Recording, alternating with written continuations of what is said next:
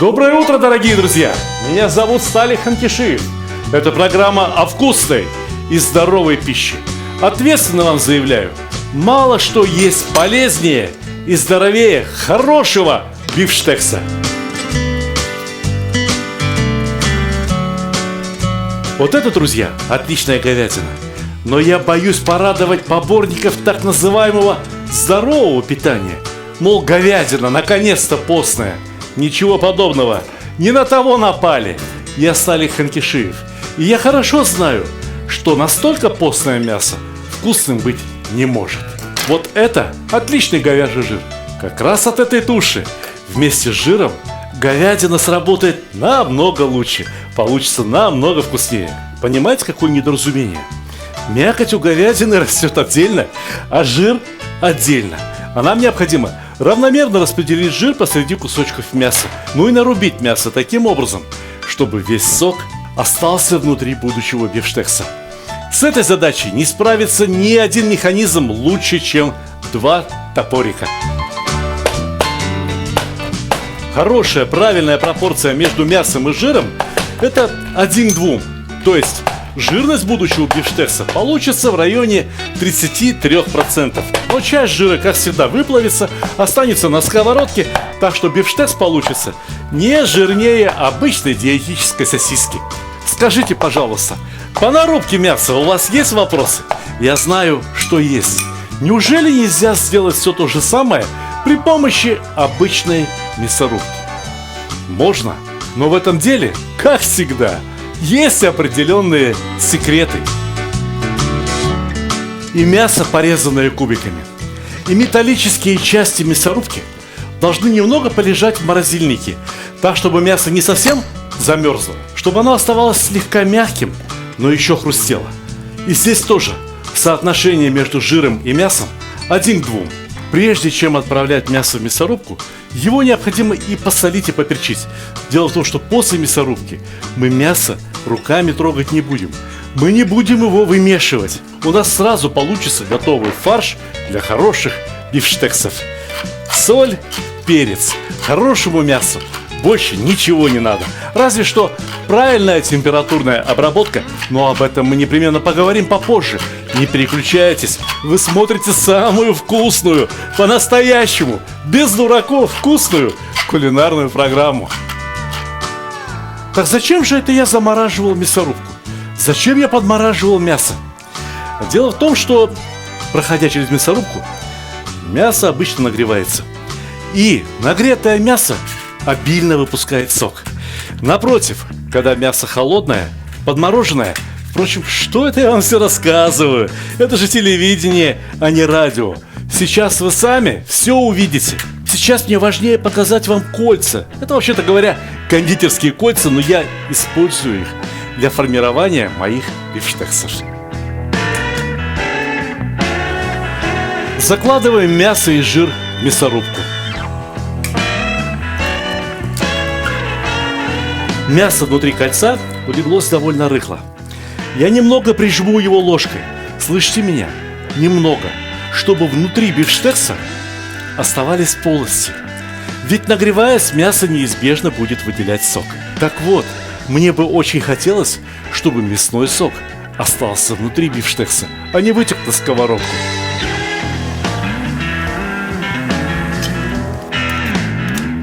Полтора килограмма – это 6 отличных, превосходных бифштексов по 250 граммов каждый. Но каждый бифштекс должен быть смазан маслом со всех сторон, потому что на сковородку масло мы лить не будем. Сковородку осталось только нагреть, и все. Начинай жарить самый вкусный в мире бифштекс. Сковородка достаточно горяча, и хоть я и сказал, что не надо лить на нее масло, но сердцу не прикажешь. Чуть-чуть, только смазать ее. Мало ли чего. Покрытие, мокрытие. Нет. Масло самое надежное. Масло никогда не подведет. Маслом бифштекс не испортишь. Видите, бифштексы у нас какие? В 2 пальца депутата Николая Валуева бифштексы. Разве мы прожарим их когда-нибудь на сковородке? Нет. До готовности мы их никогда не прожарим. Но их необходимо перевернуть в правильный момент. Знаете когда? Когда снизу образовалась уверенная, румяная, даже слегка хрустящая корочка. Как же мы узнаем, образовалась она или нет? Неужто то и дело поворачивать? Неужто то и дело приподнимать и смотреть? Нет, ни в коем случае. Дожидаемся приятного запаха хорошо пожаренного мяса и тогда переворачиваем бифштекс.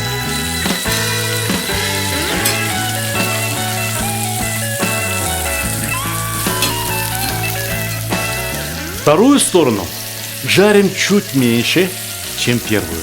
Я вам потом объясню почему. Смотрите внимательно и не переключайтесь. Бифштексы переезжают на противень для запекания.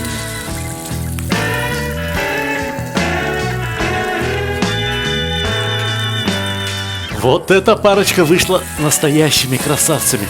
Ох, хоть на рекламу снимай, хоть для фильмов о красивой жизни снимай. А, собственно говоря, чем мы не заслужили эту самую красивую жизнь?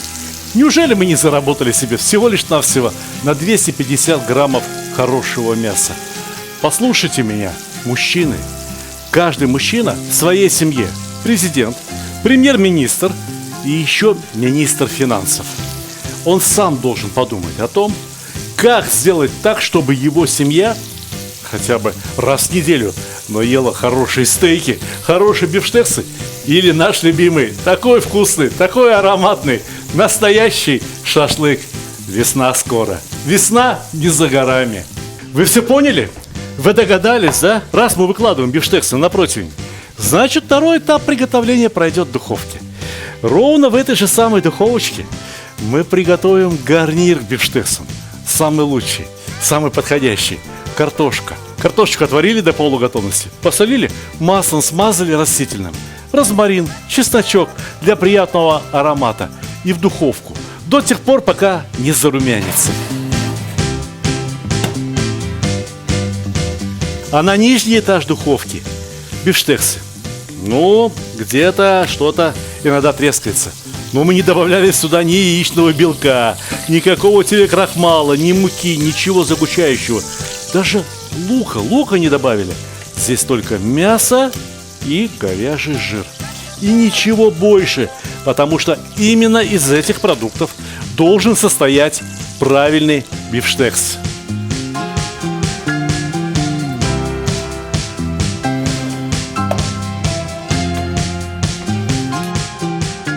Даже трудно представить себе, как много неожиданного таит в себе кулинария. Например, оказывается, что горох можно не только варить, но и жарить. Правда, речь идет не об обычном горохе, а о горохе, который называют нут, либо нахут, азиатский горох. Предварительно горох следует замочить, а может быть даже и отварить до полуготовности, обжаривать в хорошем растительном масле с доброй щепотью соли. Можно и красный перец добавить, но ближе к концу. А сейчас для салата, который мы собираемся приготовить, давайте пожарим красный перец болгарский, сладкий, паприку. Перец следует нарезать так, чтобы его было удобно есть в салате. Ведь салат обычно едят одной вилкой, никаких ложек и никакого ножа. А для перемешивания гороха в сковороде лучше не использовать ни лопатки, ни шумовки. Перемешивается при помощи стряхивания. Салат должен быть не просто вкусным, он непременно должен радовать глаз. Поэтому перцы возьмем разноцветные. Один красный, а один желтый. Надо понимать, в какое время обеда будет подан салат. Если салат подается в начале обеда, то одна из его задач – разжечь аппетит. Ничто не поспособствует этому лучше, чем пара зубчиков чеснока. Порубите его, отложите в сторонку. Сейчас пригодится. Скажите, а вы уже догадываетесь, что салат у нас, как бы сказать, с легким азиатским акцентом? Поэтому там, где чеснок, там и немного красного острого перца. Ровно столько, сколько понадобится для аппетита, для задоринки. Раз уж мы заговорили об азиатской кухне, то напоминаю, один из самых популярных узбекских салатов состоит только из помидоров и лука. Давайте лук возьмем повкуснее, фиолетовый, сладкий, и нарежем его необычным образом, перышками, вдоль по меридиану. Поверьте мне, от метода нарезки лука зависит его вкус и консистенция. Даже сок из лимона можно выжимать по-разному. Мы как-нибудь еще поговорим об особом методе выжимания сока из лимона. А сегодня сойдет и самый простой метод. Вот пока говорили, горох уже и пожарился. Минут 10, не больше. Не надо, чтобы он покраснел. Не надо, чтобы он почернел. Долейте на сковородку немного свежего масла. Сейчас будем жарить болгарский перец вместе с чесночком и перчиком острым. Только знаете, слово «жарить» здесь, пожалуй, что выглядит как преувеличение. Мы обжарим перец, мы подогреем его, мы просто усилим его аромат. Перец не должен потерять свою форму, он не должен потерять свою упругость. Потерпите минуту, я сейчас все покажу. А пока необходимо сделать заправку для салата. В лимонный сок перекладываем 1 столовую ложку меда. Мед вместе с лимонным соком — это очень ароматно, это очень вкусно. Я точно знаю, что никто не станет спорить с этим. А знатоки народной кухни скажут, что это еще и очень полезно. Это очень хорошо согревает. А вы помните, что там, на сковородочке, вместе с болгарским перцем жарится еще и чесночок и острый перчик. Все вместе это создаст отличный аккорд. Знаете, чего не хватает? Щепотки соли. Вы пробовали когда-нибудь солить мед? Вы не поверите, но это очень вкусно. Перчик уже почти такой, как надо. Вот-вот, минуточку-другую. Только помидоры порежем. Помидоры черри, небольшие, как раз для салата. Я уже говорил, что в салате помидоры черри проявляют себя просто отлично. У них очень яркий запах. Запах перца не перебьет запах помидоров. Каждый аромат, каждый цвет, каждый вкус сработает в нашем салате по-своему. Больше того, горох и перчик будут теплыми, а помидоры и лук будут прохладными. Что-то будет кисло-сладким, что-то будет пряным и острым. То есть мы сработаем на контрастах. Вкус лука и помидоров мы усилим заправкой. Лимонный сок с медом и солью льем именно на помидоры и на лук. Вы уже представили себе, как это вкусно? Лимонный сок и мед работают как эквалайзер, а листья молодого шпината сработают как ковер, на котором будет возлежать все великолепие. Еще раз, горячий, с необычной текстурой, промасленный и слегка подсоленный горох. Лук и помидоры, которые сдобрены лимонным соком и медом. Подогретый болгарский перец, чей аромат усилен чесноком и острым перцем. И только шпинат остался таким, каким был. Абсолютно натуральным. Но сейчас я все перемешаю, и зазвучит оркестр. Удивительный оркестр из очень хороших, очень полезных и вкусных продуктов, мимо которых мы зачастую проходим, не обращая на них внимания. Все мясо да мясо. А знаете, ведь такой салат вполне себе обед в хороший майский день. Не переключайтесь, оставайтесь на нашем канале. Вас ждет еще очень много интересного. А пока я хочу пожелать вам крепкого здоровья и приятного аппетита.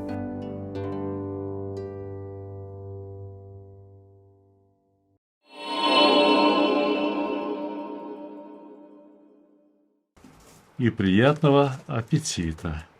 Аппетита. Сталик. Книга «Сталик. Видеобук». Роскошная новая книга. Отправляется Татьяне Аркадьевне. Татьяна Аркадьевна, от всей души желаю вам приятного аппетита. Вы только что видели, как заворачиваются, как упаковываются наши книги перед тем, как их отправить покупателям. Знаете почему? Потому что материалы для всех этих книг я сам собирал по крохам. Все блюда готовил сам, фотографировал все сам. Ездил в другие страны, вот, например, как вот за этой книгой. Таджин, кускус и другие марокканские удовольствия. Ездил сам, фотографировал все сам, с людьми общался, знакомился, просил, чтобы мне показали, как что готовится. Записывал это все для вас. Поэтому мне отправить книгу плохо упакованную, которую по дороге разобьют, которую по дороге помнут, расцарапают и так далее, я этого сделать не могу. Потому что все эти книги, они мне как дети. Вот вы своих детей можете взять и царапать, помять, поломать? Нет? Вот точно так же я не могу поступить со своими книгами. А в компании Wildberries, к сожалению, вот так и поступают. Дай мне один пакетик пустой, просто дековский пакетик. Они берут, вот я точно знаю, например, что они берут вот такую книгу «Казан». Очень дорогую, роскошную, огромную книгу, в которую вложено труда, ребята, ну, вы себе не представляете, сколько труда сюда вложено. Посмотрите, какие здесь фотографии. Многие фотографии очень сложные были в техническом плане. Вот, например, шафран, вот, посмотрите, как он сфотографирован. Это шафран так выглядит. Да? И эту книгу я сделал с большой, с огромной любовью и получил за нее гран-при на конкурсе в Пекине. То есть, вот не просто там Оскара в какой-то номинации, а главного Оскара, главный приз. Да? Вот такую книгу они берут, упаковывают примерно вот в такой пакетик, вот примерно в такой пакетик, да, и отправляют. Я заглянул на сайт Wildberries, чтобы посмотреть, что люди пишут о моих книгах. И те люди, которые пишут о содержании вот этой книги «Казан», все они в полном восторге. Но очень многие люди пишут о том, что книга им пришла помятая. У кого-то угол сломали, кого-то вообще порвали, кого-то исцарапали. Такую книгу не подарить, ничего невозможно. Понимаете? И это повлияло на мое решение о том, что мои книги больше не должны продаваться ни в каких маркетплейсах. Я уговорил издательство, и издательство пошло мне навстречу, что отныне я сам буду продавать большую часть моих вот больших и красивых, очень хороших, пусть немного дорогих книг. Потому что я не хочу, чтобы результаты моего труда, чтобы результаты труда полиграфистов, работников типографии, которые напечатали все это вот так великолепно, чтобы результат труда тут и моя супруга, и дизайнеры, верстальщики и так далее, редакторы, множество людей работали, чтобы это пришло все покупателям как попало. Понимаете, мало того, что эти маркетплейсы отгрызают огромную часть прибыли. Огромную часть прибыли. Вот, например, книгу «Казан» за то, что продать, они получают не менее 1000 рублей. Автор получает это от издательства в несколько раз меньше. То есть написать книгу, это вот на тебе копейки, да? У худого писца шерсть все время погуще, наверное, так это рассуждается. А деньги нужны вот туда, маркетплейсу, вот Озону, Wildberries, там еще не знаю кому. Поэтому все, точка. Я буду продавать свои книги сам. Мне многие говорят, а ты же вот столько много книг не продашь. Ерунда. В основном все те люди, кому нужны мои книги, рано или поздно находят меня в социальных сетях. На Ютубе, на сайте Одноклассники, в Дзене, там бывший Яндекс и так далее. И я достаточно часто рассказываю о своих книгах, поэтому до всех информация о моих книгах рано или поздно дойдет, вот до любого покупателя. Сегодня я хотел бы рассказать вам об одной из моих книг, которую я как-то обошел вниманием, и между тем эта книга просто роскошная, шикарная книга. Посмотрите, посмотрите, сначала о физических параметрах. Да? У многих из вас есть моя первая книга, которая называется «Казан, мангал и другие мужские удовольствия». Раньше она выходила в другой обложке, вот уже с 2010 года выходит вот в этой обложке. Книга рекордсмен по продажам, и читая которую все остаются в восторге. Значит, вот эта книга «Марокко» вот настолько больше, чем книга «Казан, мангал». Это книга о марокканской кухне. Напечатана на роскошнейшей бумаге. Прям великолепная бумага. И работники типографии постарались на славу. Здесь, ну я не знаю, как еще лучше передать фотографии. Вот полюбуйтесь, посмотрите. Видали вот такие фотографии? Да? Я ездил неоднократно в Марокко для того, чтобы собрать все эти рецепты. Ездил туда с кучей фотоаппаратуры. Потому что, ну, вот это не на смартфон снято, понятно, да? Это снято с очень дорогими осветительными приборами, с профессиональными видеокамерами. И, извиняюсь, с профессионалом. Фотографии для своих книг делаю я сам. Ровно так же, как и своих детей. Если кто-то считает, будто марокканская кухня это что-то уж совсем экзотическое, что-то совсем необычное, нет. Готовится все ровно из тех же самых продуктов, которые и у нас есть. Вот я здесь сфотографировался для начала марокканские продукты. Вот морковка, цветная капуста, кабачки, баклажаны, ну перец острый иногда кладут там, да. Все это есть у нас. И все специи, которые используются для марокканской кухни, они все есть у нас. Тогда о чем же эта книга? Она вот о совершенно другой еде. Кстати, у этой книжки супер обложка. Да, вот здесь она внутри вот такая, а снаружи супер обложка. И здесь вот эти буквы, они тесненные, вы их можете вот просто пальцами пощупать, эти буквы. Если здесь, вот во всех этих моих предыдущих книгах написано об узбекской кухне, об азербайджанской кухне, о кухнях каких-то братских народов, иногда и о русской кухне, и о немецкой кухне, и о татарской кухне, эта книга полностью посвящена марокканской кухне. Какая она марокканская кухня? Возможно, что многие из вас не знают, но мы, я думаю, что в ближайшее время повторим многие рецепты именно по этой книге, и я хочу показать вам, какая это интересная кухня. Если вы полюбили узбекскую кухню из-за моей книги «Казан, мангал», если вы полюбили азербайджанскую кухню, которая описана у меня вот в этих двух книгах, там «Казан, баран», и «Базар, Казан и Дастархан». Вот эта книга, к сожалению, уже не продается. Сегодня ее перестали уже издавать. Ее продали уже довольно много. «Казан, баран» — это новое издание, продолжает продаваться. Здесь как бы продолжение этих книг, развитие этой темы. Но блюда совершенно другие. Они готовятся очень просто, при этом на вкус совершенно другие. Да, очень много готовится блюд, раз это Марокко, очень много блюд готовится в Таджине. Но вы узнаете, как марокканцы обходятся, многие марокканцы обходятся ныне и без таджина. Ну, я просто должен показать вот это. Ух, сколько труда было вложено в эти фото.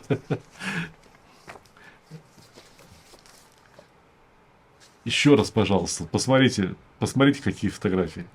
Фаршированная рыба, но не по-еврейски, а по-мароккански. Одним словом, это шикарная книга. Минимальная цена которой, вообще-то говоря, по сегодняшним ценам должна быть 3000 рублей. 3000 рублей минимум. Сходите в любой книжный магазин и посмотрите. Я видел, что эту книгу в розничных книжных магазинах продавали по 5,5 и по 6 тысяч. И я топал до издательства ногами и говорил, ну почему так дорого продают? Ну что ж, где же совесть? Они говорят, ну вот магазины купили, они поскольку хотят, постолько и продают. А я считаю, что так не должно быть. Вот, ну 3000 это недорого. Однако, я хочу объявить вам об такой очень щедрой акции. Посмотрите, какое у меня к вам предложение. Те мои зрители, те мои подписчики, кто приобретает мои книги, зачастую приобретают сразу несколько книг. Одну какую-нибудь себе, а одну просят подписать кому-нибудь в подарок на день рождения. Например, вот эту книгу я сейчас буду подписывать Евгению на день рождения. Ну и прекрасно. Значит, покупаете 2 книги. Причем какие? Например, я предлагаю такой вариант. Книгу «Плов» Ее, кстати, все очень давно просили, вот напечатали, наконец, новый тираж книги «Плов», только что поступил, свеженькая, пахнет типографской краской, внутри роскошная, невероятно, рассказано обо всех сортах риса и так далее. Я вам уже много раз рассказывал про эту книгу, но как-нибудь потом еще покажу и поподробнее. Великолепная книга. Если вы покупаете еще и книгу «Счастье кулинара», которая полностью о домашней кухне, то вот эту книгу вы получаете в подарок. То есть платите за 2 книги. За «Счастье кулинара». Если хотите с автографом, значит, пишите. Нужен автограф такой-то. Платите за книгу «Плов». А книгу про Марокко, марокканскую кухню, еще раз говорю, цена которой минимум 3000, вы получаете абсолютно бесплатно в подарок. Еще один вариант. Очень многие хотят вот эту книгу «Казан». Потому что книга «Казан», ну это прямо знаковая, вы можете сказать, что главная книга моей жизни, книга о приготовлении блюд в казане. Из самых разных кухонь, из самых разных продуктов, все, что можно приготовить в казане, на живом огне, не на живом огне, на газовой плите, в алюминиевом казане, в чугунном казане, в керамическом казане, такие тоже бывают. Очень подробно, очень детально описаны все блюда. Книга «Казан». К ней прилагается не очень большая, не очень дорогая книга «Мангал». А скоро же шашлычный сезон. Вот он, вот он. Значит, одну книгу покупаешь себе, одну книгу в подарок другу. Знаешь же, день рождения когда. Он же все равно позовет. Сразу приготовил все, избавился от мысли, что ему подарить. Все будут довольны. Что книгой «Казан», что книгой «Мангал». А книга «Марокко» достается бесплатно. Да? Можете ее и так купить. Можете ее купить отдельно, пожалуйста. Это очень интересная книга. И здесь еще раз говорю, что вы блюда такие, новые, необычные блюда, вы попробуйте. Опа, вверх ногами. Да. Новые, необычные блюда абсолютно не похожи на те, которые мы с вами полюбили. У них другой вкус. Но зачем покупать кулинарную книгу, если есть одно и то же? Вот если хотите чего-то нового, то книга про Марокко, про марокканскую кухню как раз для вас. И вот этот комплект за 3 книги получается очень-очень недорого. Возможно, что где-то на каких-то маркетплейсах все еще продаются эти книги. Да? Есть где-то остатки, может быть, книги «Казан». Может быть, где-то есть там «Счастье кулинара» или «Казан Мангал». Но скоро все эти остатки закончатся, и я буду продавать эти книги сам. Почему? Во-первых, потому что маркетплейсы, в частности Wildberries, очень плохо относятся к людям. К тем людям, которые, в общем-то, приносят им их богатство, их огромные доходы. Во-вторых, потому что маркетплейсы очень плохо относятся к результату моего труда, вот к этим книгам.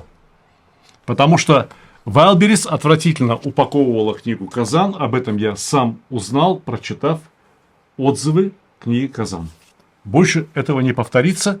Кто хочет, купит у меня, и еще и выгоднее, чем на Wildberries. И я больше не хочу катать их на своей шее. Возможно, что когда-нибудь я и буду сотрудничать либо с Озоном, либо с Wildberries, да, для того, чтобы расширить как-то круг моих покупателей, кому-то удобнее покупать оттуда. Но тогда, когда они одумаются, тогда, когда они научатся уважать людей. Вот я своих покупателей уважаю, я уважаю свой труд, поэтому мои книги упаковывают вот так. Все дойдет полностью в целости и сохранности.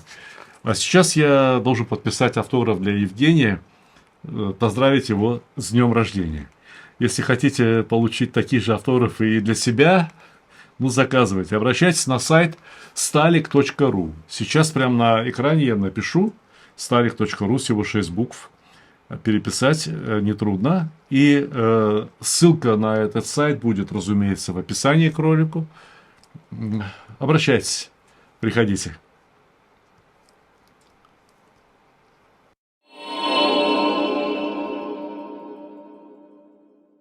Все бифштексы пережарил. Посмотрите, сколько жира вытопилось. Ого-го! Вот на этом бы жире да картошечку поджарить. Было бы супер. И вообще говоря, помимо картошки, что еще может подойти в качестве гарнира к хорошему бифштексу? Я вам скажу, Хотя бы по половинке помидора на каждый бифштекс для кисленького, освежающего вкуса. Вот на этом жире и обжарим. Помидоры я жарю по единственной причине. Горячие продукты издают свой аромат гораздо сильнее.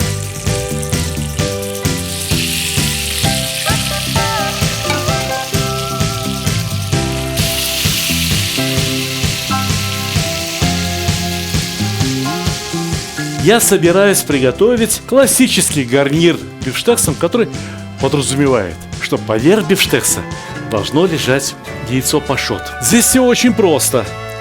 Капелька масла в пиалу, которая покрыта пищевой пленкой. А затем щепотка соли. И в эту самую щепоть соли выбиваем одно яйцо. Еще немного соли сверху. Заворачиваем в сверточек и опускаем в горячую воду. Ни один гурман, ни один знаток, ни один тебе шеф-повар не определит, каким образом это яйцо пашот было приготовлено. Классическим или вот таким, хитроумным. Знаете, кажется, все готово. Можно доставать из духовки. Ха! Вы только полюбуйтесь этой картошкой. Разве бывает вкуснее? Точно вам скажу, не бывает. Отлично приготовленная картошка. О, вы только полюбуйтесь этими бифштексами. Разве бывают еще вкуснее? Я вам точно скажу, не бывают. Отличные бифштексы. Теперь осталось все более-менее как-то правильно, то есть красиво и аппетитно подать на тарелку. Начинаем с гарнира. Картошечка.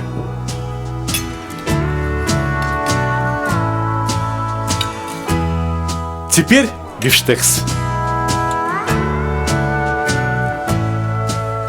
Вокруг бифштекса небольшие вилочки капусты бок-чой. Я их очень люблю. Вообще люблю, чтобы на тарелке было что-нибудь зелененькое. А еще, разумеется, чтобы на тарелке было что-нибудь красненькое. Ну и как же обойтись без желтенького, если мы с вами приготовили практически светофор? Вот оно яичко пашот. Ровно такое, как надо. Чуть тверже, чем яйцо всмятку. Только внутри, в самой середине, должен оставаться ярко-желтый желток.